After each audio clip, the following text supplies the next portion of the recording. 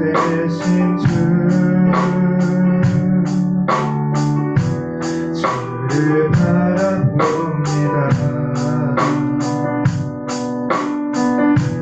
다시 오실 나의 왕 예수, 주를 기다립니다.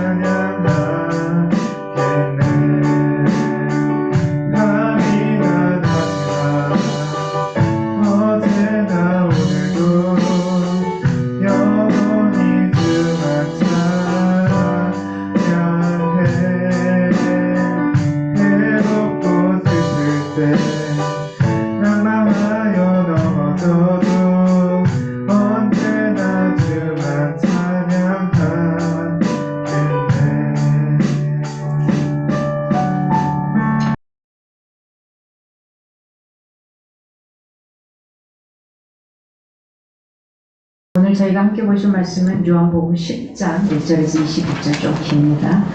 요한복음 10장 1절에서 21절 그러나 우리가 잘 아는 말씀입니다. 요한복음 10장 1절에서 21절 제가 한 절 여러분이 한 절 빠른 속도로 함께 하겠습니다.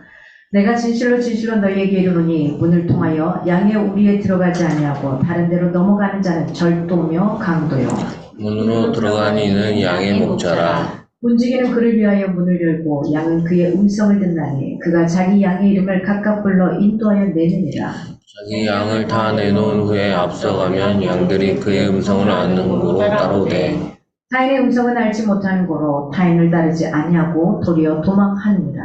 예수께서 이 비유로 그들에게 말씀하였으나 그들은 그가 하신 말씀이 무엇인지 알지 못하니라. 그러므로 예수께서 다시 이르시되 내가 진실로 진실로 너희에게 말하노니 나는 양의 문이라.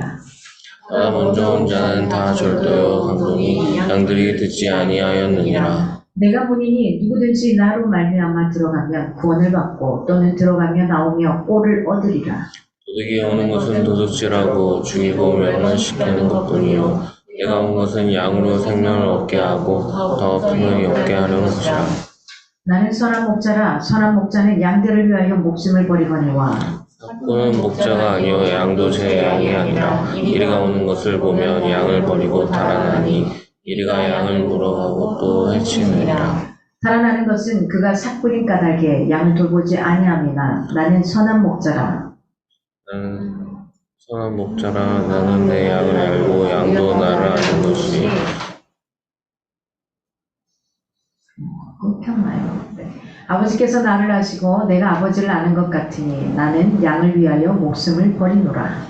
또 우리의 들지 아니한 다른 양들이 내게 있어 내가 인도하여야 할 터이니 그들도 내 음성을 듣고 한 무리가 되어 한 목자에게 있으리라. 내가 내 목숨을 버리는 것은 그것을 내가 다시 얻기 위함이니 이로 말미암아 아버지께서 나를 사랑하시느니라. 이를 내게서 빼앗은 자는 있는 것이 아니라 내가 스스로 버리노라. 나를 버릴 권세도 있고 다시 얻을 권세도 있으니 이 계명은 내 아버지께서 받았노라 하시니라. 이 말씀으로 말미암아 유대인 중에 다시 분쟁이 일어나니 중에 많은 사람이 말하되 그가 귀신 들려 미쳤거늘 어찌하여 그 말을 듣느냐 하며 함께요.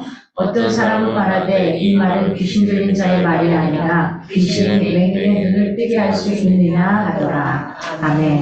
오늘 제목은 예수의 자기 선언이라는 제목으로 함께하고자 합니다. 책 한 권을 먼저 소개하고 갑니다. 최고의 베스트셀러로 들어가는 양과 목자라는 책입니다. 필립 켈러가 쓰신 책이시고요. 이 책은 직접 자기가 목동이 되어서 경험했던 것을 시편 23편에 경험한 걸 그대로 가지고 말씀을 풀어줬어요. 굉장히 위로가 되고 힘이 되고 이래서 양과 목자의 비유를 했구나 할 수 있는 아주 쉽고도 간단한 책입니다. 그래서 좀 두고두고 볼 수 있는 고전책입니다. 심심할 때가 오시면 바쁠 때 읽으시면 되고요. 너무 바빠서 책을 못 읽겠다 그러면 조금 뭔가가 멍할 때 읽으셔도 되는 겁니다. 그래서 상당히 다 알고 있는 말씀이지만은 이거 한 구절 한 구절 10편 23편을 다 풀어놨어요. 풀어놓는데 직접 자기가 목동이 되어서 했던 그 상황을 그대로 여기 말씀으로 풀어주셨습니다. 그래서 굉장히 좋습니다. 그래서 이 책을 꼭 한번 보시라고 보전입니다. 그래서 저도 이거 중고 책에서 안 샀네요. 새 책으로 샀네요. 네, 중고책에 판매할 겁니다. 굉장히 오래된 책이고요. 고전 중에 고전으로 밝히는 책입니다. 그래서 양과 목자 이거 사서 꼭 한번 읽어보시라. 그러면 10편, 23편이 왜 이렇게 만들어졌고 지금 내가 왜 양의 목자라고 이야기를 하는지 이렇게 표현할 수 있는 것인지 공부를 잘 할 수 있을 겁니다. 여러분 인생에서 진짜 목자, 참 목자, 여러분을 이끌어 주신 분을 따라가고 계십니까? 그런 분이 있으십니까? 그저 그가 어떤 행동을 하고 사람들로 하여금 어떤 소리를 듣더라도 그냥 믿고 따라갈 수 있는 그런 자가 있느냐 묻는 겁니다. 여러분들이 기도를 해주셔서 어머님이 수술은 잘 하셨고요. 이런저런 순간순간에 용기 내어 기도도 해드렸습니다. 소리내서. 물론 가슴으로는 늘 기도를 해드렸죠. 성도들한테 가서는 소리내서 기도를 참 많이 해줍니다. 축복도 하고. 그런데 내 피부치인 엄마에게는 그렇게 못하겠더라고요. 그래서 굉장히 용기를 냈습니다. 용기를 내고 손을 잡고 엄마는 기도해 줄게. 수술 들어가기 전에 기도를 했습니다. 그런데 이분이 반사신경적으로 아멘아멘을 하는 거예요. 근데 수술이 끝난 다음에 마지막에 와서 제 두 눈을 보고 하시는 말씀이 근데 나는 안 믿어진다 하시더라고요. 솔직한 고백을 해주신 거예요. 솔직한 고백을. 저희 엄마가 상당히 자기애적이 굉장히 강하시거든요. 수술이 끝난 다음에 뭐라고 하셨냐면 이 정도 나는 참을 만하다. 그러니까 이런 거 있습니다. 폼생폼사의 인생을 사시는 분인데 남들 앞에서는 아파도 아픈 태를 절대 내지 않는 분이거든요. 남들 앞에서 부축하는 거, 휠체어를 타고 지팡이를 짚는다? 이건 상상도 못할 노릇입니다. 지금 이제 죽을 것 같으니까 휠체어를 처음으로 타셔요. 처음으로. 그럴 정도로 이렇게 지팡이도 안 짚고 가실 것 같아요. 올키 언니가 그러더라고요. 지팡이도 짚지 않을 어머니가 지팡이를 짚었다. 이건 놀라운 일이라고 표현하는 겁니다. 근데 이분이 그래요. 뭐라고 하시냐. 수술 끝난 다음에 걱정을 좀 들었던 게 앞으로 200세 되는데 그러시더라고. 아니 나는 100세 세대도 감당이 안 되는데 우리 엄마 왈 앞으로 200세 되는데 이 좋은 세상을 나는 그 전에 너무 산전수전 아들도 먼저 앞세웠고 뭐 다 앞세웠기 때문에 다 겪어봤다 이거죠. 너무 힘든 세월을 살아왔기 때문에 나는 이대로 가지 않는다라는 표현을 하신 겁니다. 그래서 무슨 200세 세대야 그랬더니 그 다음에 내린 게 150세대로 내렸어요. 그러니까 살고자 하는 강한 의지인데 사실은 이제 그 몸이 자기 생각대로 안 됩니다. 그래서 퇴원을 어제 아니면 오늘 했어야 되는데 퇴원을 하지 못합니다. 아마 명절에 병원에 있어야 되지 않을까 싶은데 다른 것들이 이렇게 입이나 밑으로 이렇게 분출이 돼야 되는데 그게 아니라 수술한 자극으로 분출이 되고 있습니다. 그래서 여러 가지 조금 이제 연세도 드시고 뭐 상황도 있고 비계도 많고 의사 선생님과 비계가 너무 많아서 수술이 힘들었노라 하시더라고요. 네. 그런 상황들이 좀 놓여 있어요. 그래서 엄마 걷지 않아서 퇴원을 못한대. 너무 고통스러우면 좀 짜증을 내시거든요. 너무 고통스러우시니까 알긴 아는데 그래도 어떡하냐고. 그 다음에 또 합병증이 나와서 또 수술해야 되는데 다른 것도 미처 이거 하나 마무리 짓기 전에 못하는 그런 상황들이 되는 것 같아요. 진짜 참 목자. 저희 엄마 그러더라고요.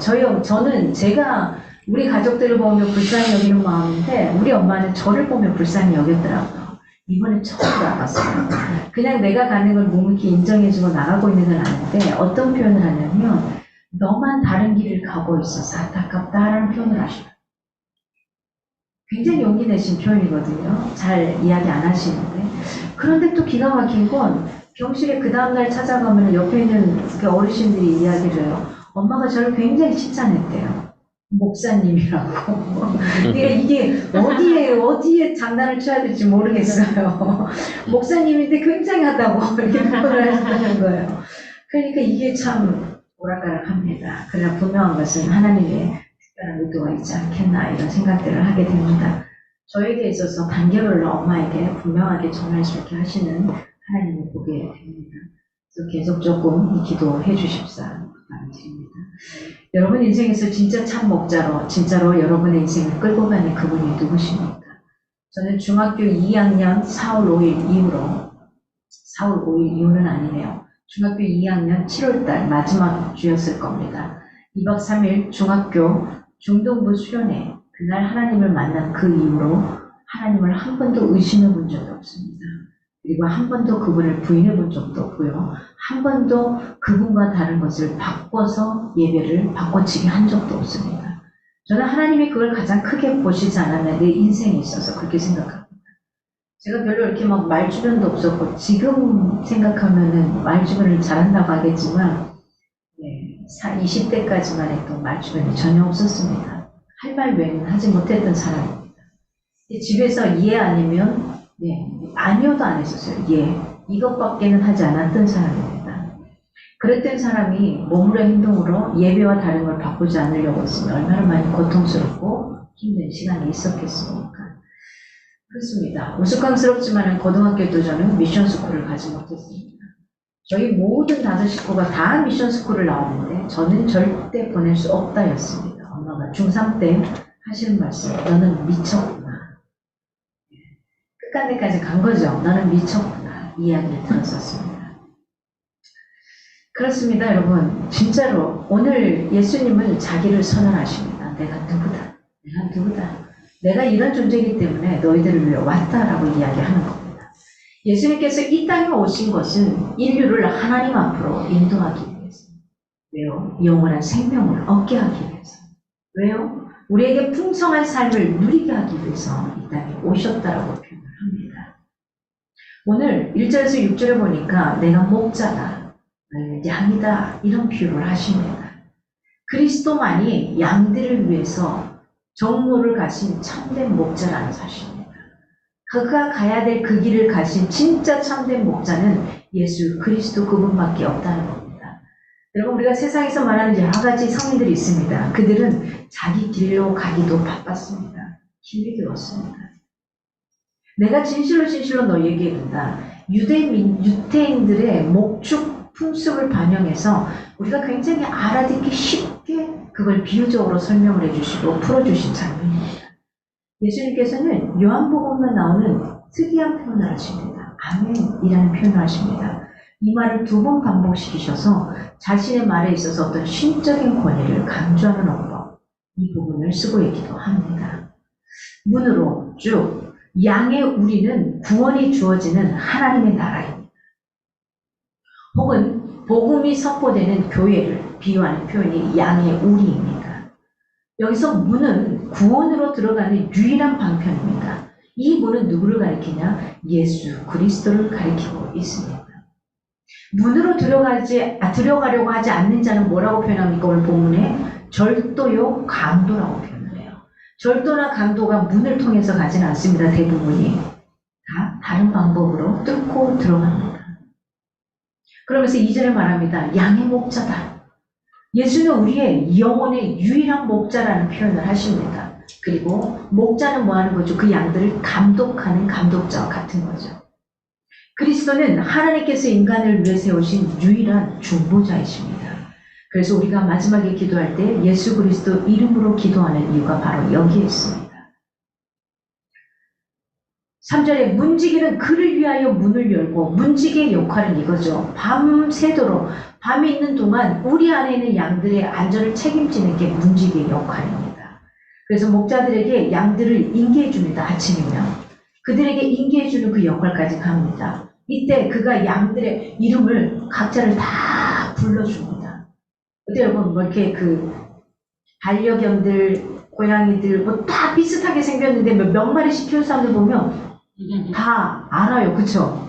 이름을 다 불러요. 심지어 제 동생도 쌍둥이입니다. 쌍둥이인데 일란성 쌍둥이에요. 태어났을 때 사람들이 구분을 못하는데 우리는 구분을 합니다.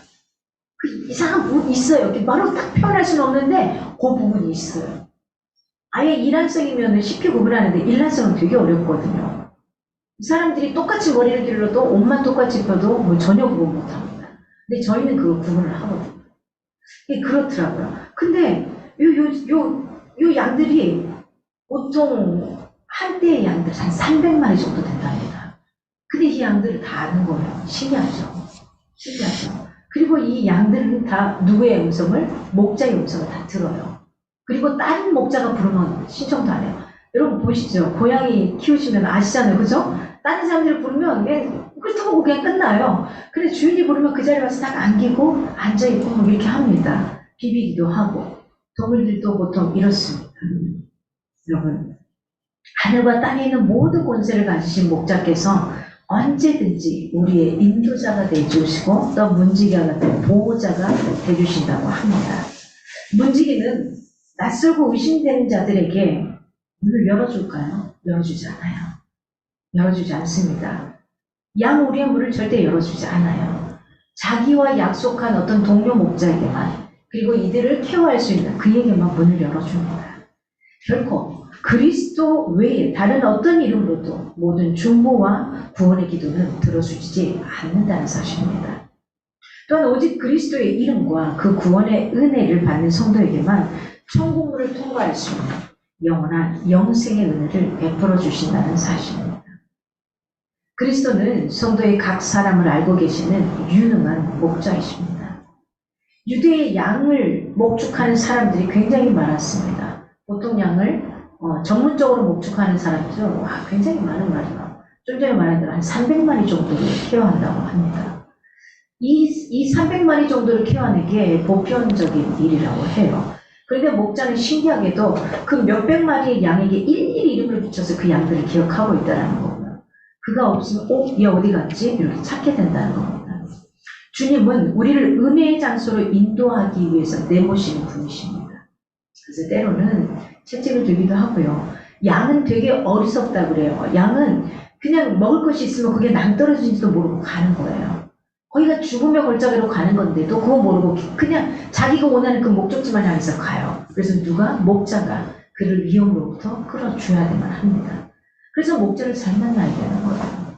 내가 어디로 어떻게 흘러가야 되는지를 잘 만나야 되는 겁니다. 아침이 밝아오면 문지기는 양우리의 문을 열고 목자를 양들을 향해서 한 마리 한 마리 이름을 부르면서 내놓습니다. 그리고 그 목자의 음성을 들은 이 양들은 그 목자의 곁으로 따라오기 시작합니다. 그리고 앞장서서 가기 시작하죠. 굉장히 예수님을 말씀에 들으면서 친구가 함께 가는 저와 여러분이 될 수 있으면 참 좋겠습니다. 그의 음성을 듣고 알고 그를 따라오라 이렇게 표현하죠. 그의 음성을 듣고 아는 고로 따라오되, 양들하고 목자의 관계는 굉장히 밀접한 관계죠. 그렇잖아요. 집에서 기르는 반려견, 반려묘, 네, 묘라고 그러죠. 묘. 네. 그래서 순간 묘 그러니까 묘지가 생각이 나가지고 내가 이게 맞나 이 생각이 드는데 이 아이들을 다 케어하다가 보면은 굉장히 밀접해져요. 그래서 좀 크면은 막 눈에 밟히기도 하죠. 사실은 그래서 또 여행도 못 가는 케이스도 굉장히 많고 그렇습니다. 그 목소리를 쉽게 구별하고 따라갑니다. 양들이 목자의 음성을 모르면 어떻게 될까요? 길을 잃게 돼요.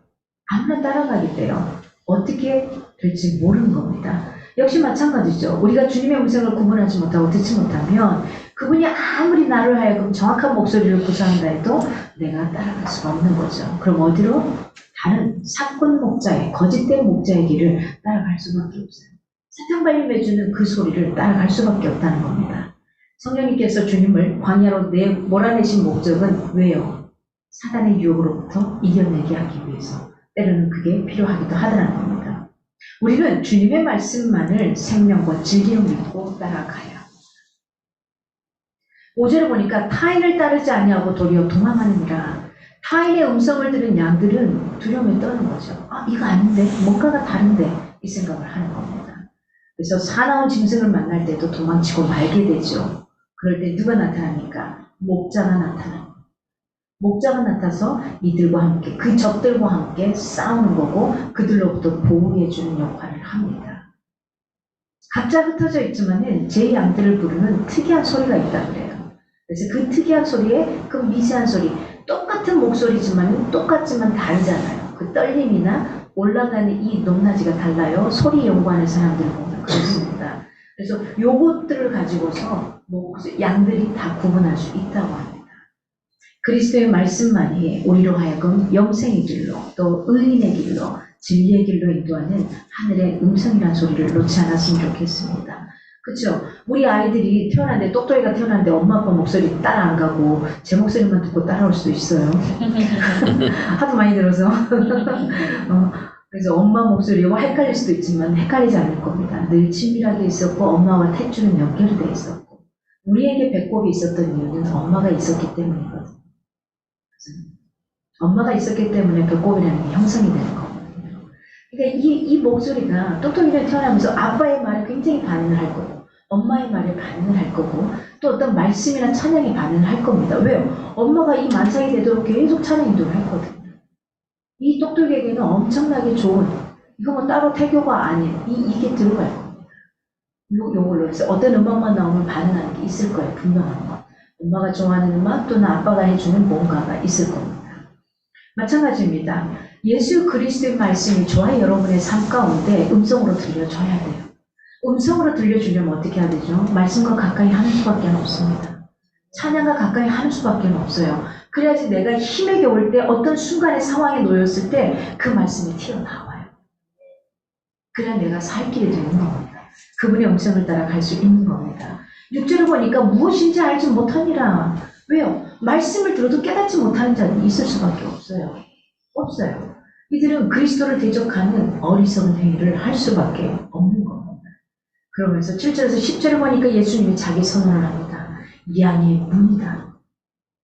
우리는 그리스도의 말씀을 반복하여 들을 필요가 있어요. 왜요? 생각해보세요. 지금까지 몇 해를 예수를 믿고 따라왔잖아요. 그런데 여러분 안에 그 말씀이 있습니까? 없어요. 우리 까마귀 고기 너무 잘 먹어요. 안 사 먹는데 이상하게 까마귀 고기를 먹어요. 그래서 순간 다 잊어버려요. 저도 매번 똑같은 메시지인데 매번 달라요. 기억을 못해요. 내가 준비한 대로 매번 달라요. 매번 달라요. 여러분도 그러지 않아요? 매번 똑같은 소리예요. 사실은 다른 소리 아닙니다. 목사님들이 하는 소리가 그 소리 아닌가요? 근데도 달라요. 그래서 말씀을 우리는 계속해서 반복해서 들을 필요가 있는 거죠.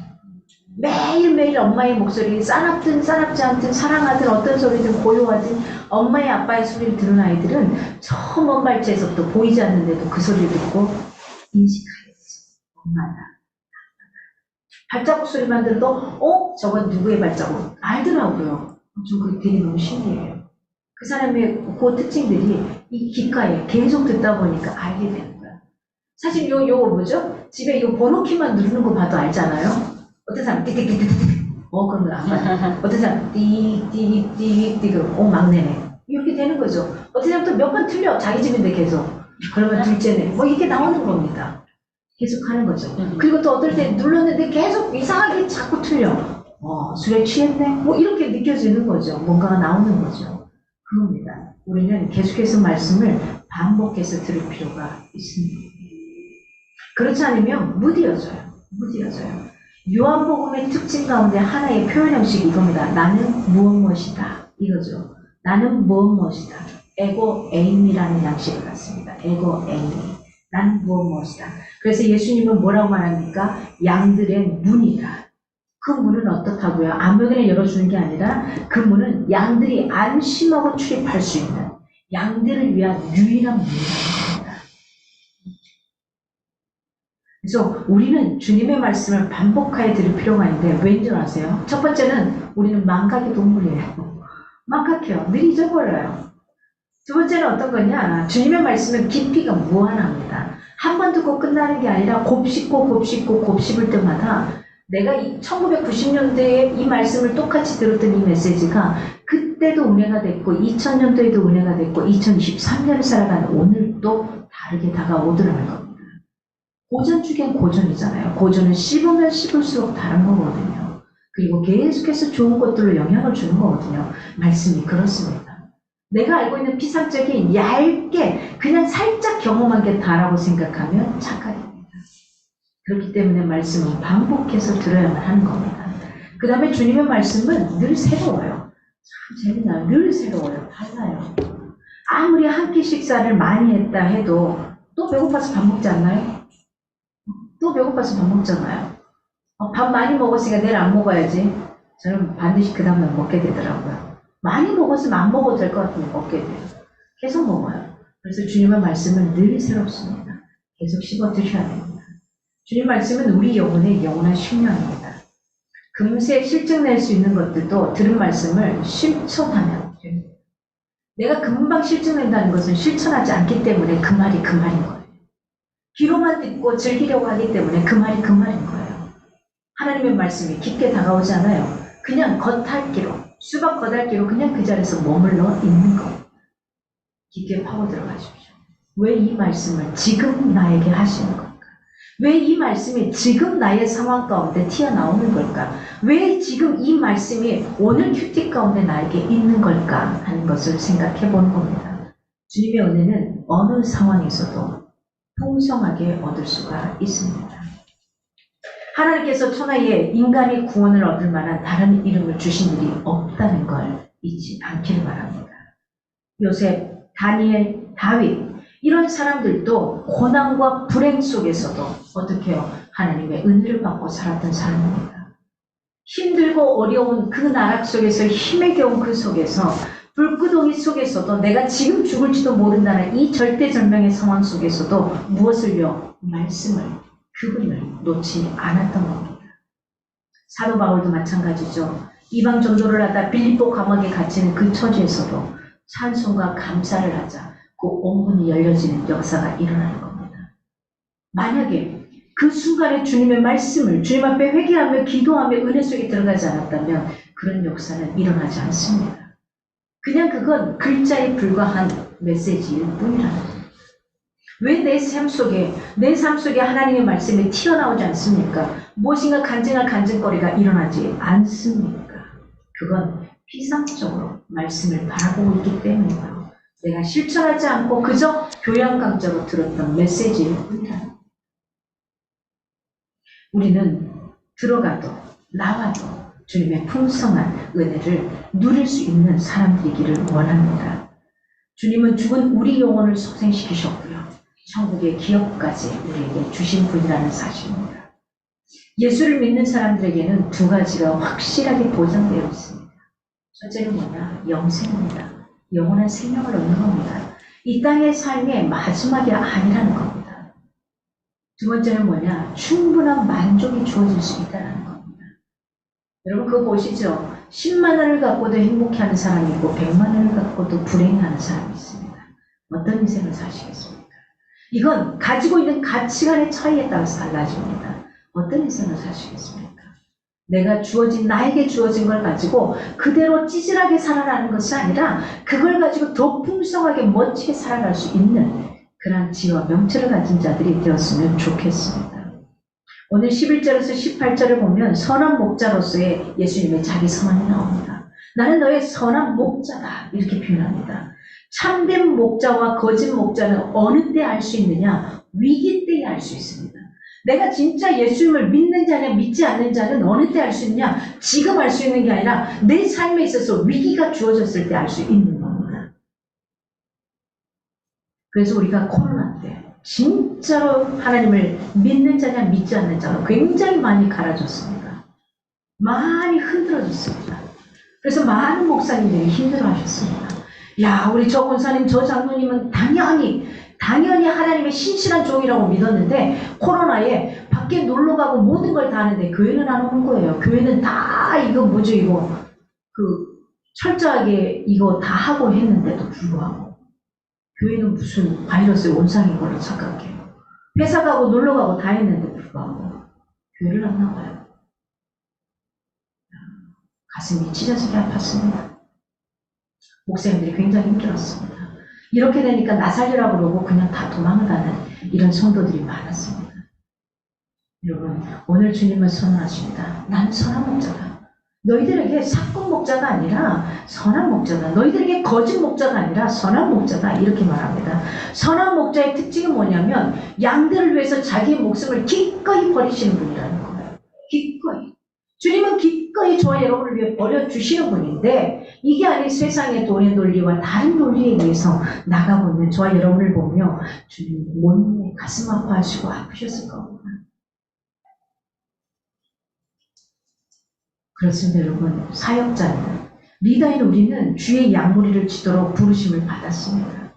이 양들의 안전을 언제나 최우선순위로 두고 저와 여러분은 살아가야 합니다. 내가 속해 있는, 내가 리더로 있는 그 자리에서 마찬가지입니다. 목사만, 전도사만, 그런 사역자들만 리더가 아닙니다. 그들만 목자가 아니라 여러분 각자도 여러분이 살고 있는 그 현장에서의 목자의 역할을 감당해야 하는 겁니다. 이스라엘에서 대규모로 양을 치는 목조목자는 싹쓸 주고 목자 일을 한 사람을 쓴답니다. 그런데 이스라엘 들판에는 이 이리떼라든지 강도들이 자주 출몰한대요. 그래서 이 사람들이 계약을 한답니다. 이 싹쓸 주는 싹꾼 목자들과 계약을 할 때 이리가 한 마리 이상 공격해 오면은 만약 양떼를 버리고 도망쳐도 된다. 이걸 계약한답니다. 한 마리만 올 때는 어떻게 이겨내겠는데 한 마리 이상이 오면 나도 감당할 수 없다. 이걸 계약서를 쓴답니다. 그렇죠. 근데 진짜 이 양들의 주인은 어떻게 할까요? 이 양들의 목자는 어떻게 할까요? 어떤 일이 있어도 이들을 지켜내려고 노력하겠죠. 그게 다르다는 겁니다. 싹꾼 목자는 여기서 나오는데요. 싹쓸 받고 하는, 돈을 받고 하는 이 목자들은 그 상황이 되면 계약서대로 버리고 가도 된다라는 거죠.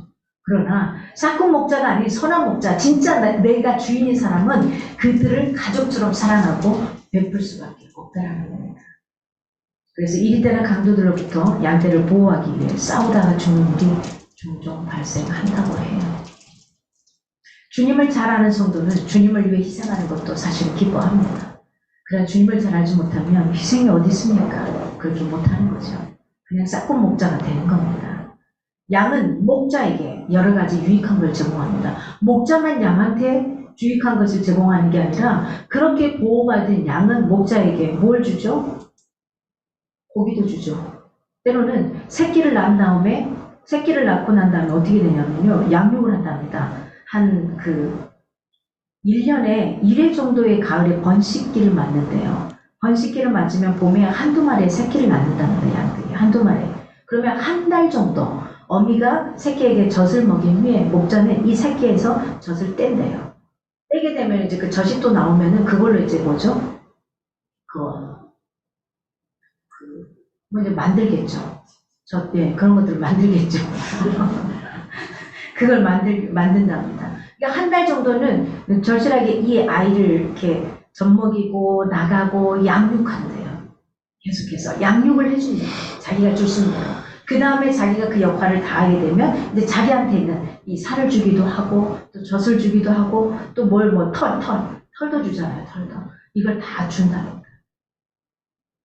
그러니까 우리가 리더라는 것은 바로 거기에 있습니다. 리더라는 것. 내가 또 다른 또 이렇게 새끼를 키울 거잖아요. 지금 우리가 전도에서 태신자 지금 제가 올려놨습니다. 태신자. 우리 PPT에 올려놨어요. 태신자 전체 다. 그래서 밥 먹을 때마다 그냥 그 이름만 쭉 불러주세요. 내 태신자뿐만 아니라 다른 사람 태신자도 쭉 이름만 불러주세요. 불러주세요. 이제 하루에 한 번 정도 그 태신자를 어떻게 하느냐 이렇게 양육하는 겁니다. 한 달 내내 품는 거예요. 품는 거. 내가 이 양들이 마치 자기 새끼를 놓고 품는 것처럼 품는 겁니다. 그리고 나서 어떻게 해요? 내 살도 주고 내 고기도 주고 날개에서 나오는 젖도 주고 이런 역할을 하는 겁니다. 그래서 예수를 믿는 사람들은 예수 안에서 진정한 하나를 이루고 이전에 서로를 갈라놓던 일단 일체의 것들을 벗어던지고 새로운 관계를 맺어가는 이런 관계를 가져가는 겁니다. 그래서 우리가 지금 양처럼 가을에 번식기를 맞아서 봄에 나는 것처럼 지금 우리가 그 가을에 태신자를 품고 기도함으로써 한 달 동안 품은 다음에 그리고 하나님 앞에 내려놓으려고 합니다. 그들에게서 나오는 젖을 통해서 버터나 치즈를 가공하고 식품으로 사용해서 먹기도 하죠. 우리도 주님처럼 하나님께 풍성한 사랑을 받는 성도들이 될 수 있는 겁니다. 17절을 보니까 아버지께서 나를 사랑하시는 것은 이라고 표현을 해요. 순종보다 더 귀한 제사는 없다고 표현합니다. 우리가 제사를 많이 드린 거, 물질을 많이 드린 거 이거 중요하지 않습니다.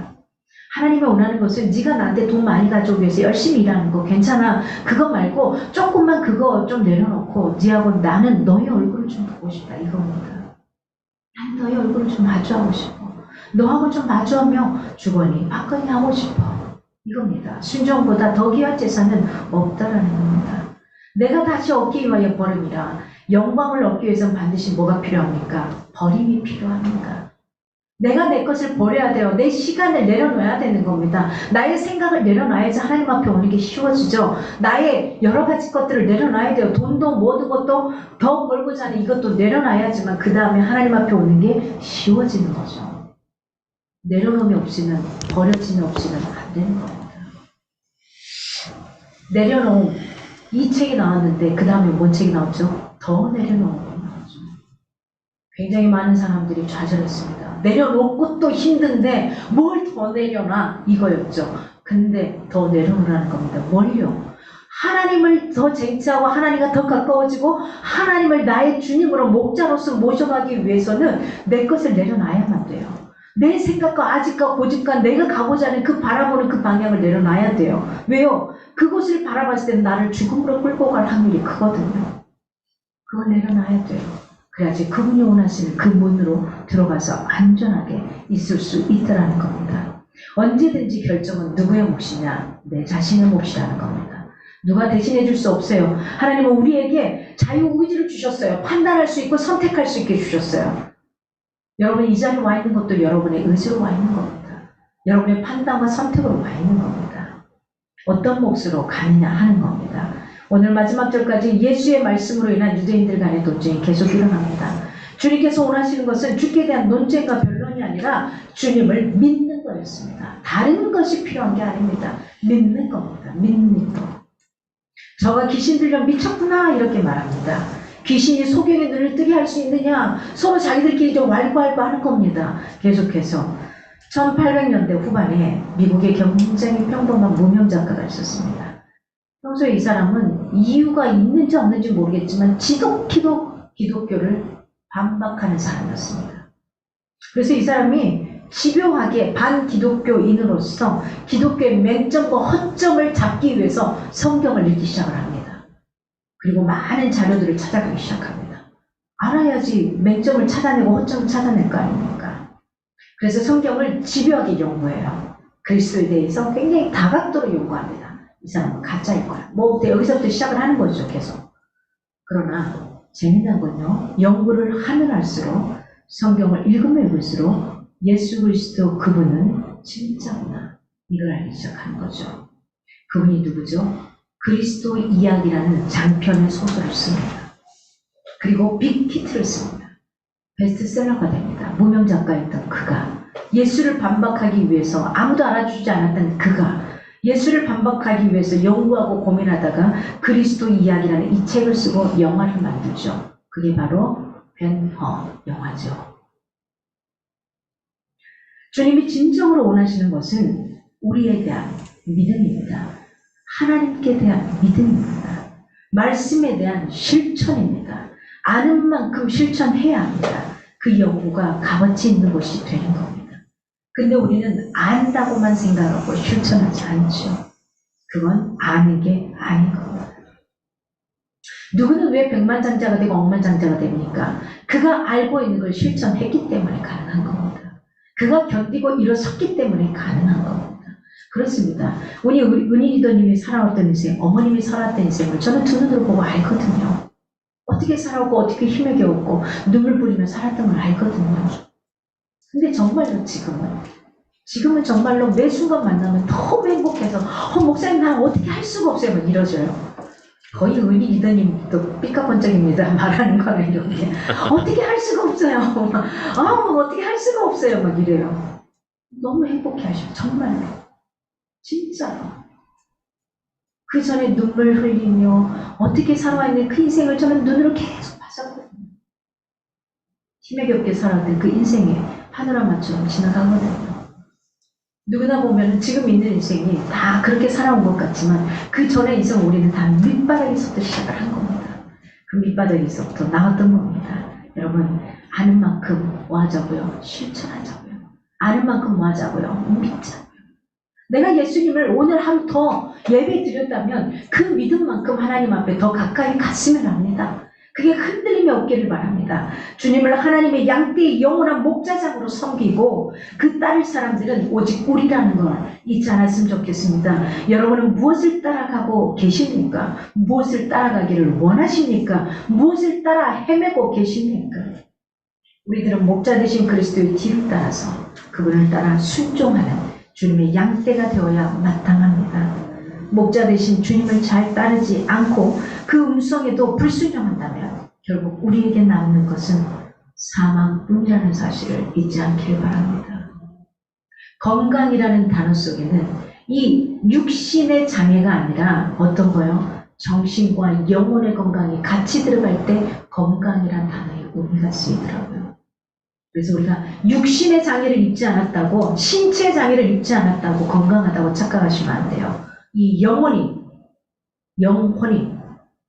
영이, 정신이 죽어있다면 건강하지 않은 겁니다. 우리가 이 모든 것이 총체적으로 온전하게 건강하는 저와 여러분이 되기를 소망합니다. 주님 말합니다. 나는 너의 목자이다. 선한 목자이다. 나는 너의 목자이다. 이것을 놓치지 않고 이번 한 주간도 나는 무엇이다 말씀하시는 이 속에서 행복하게 살아갈 수 있는 저와 여러분이 되었으면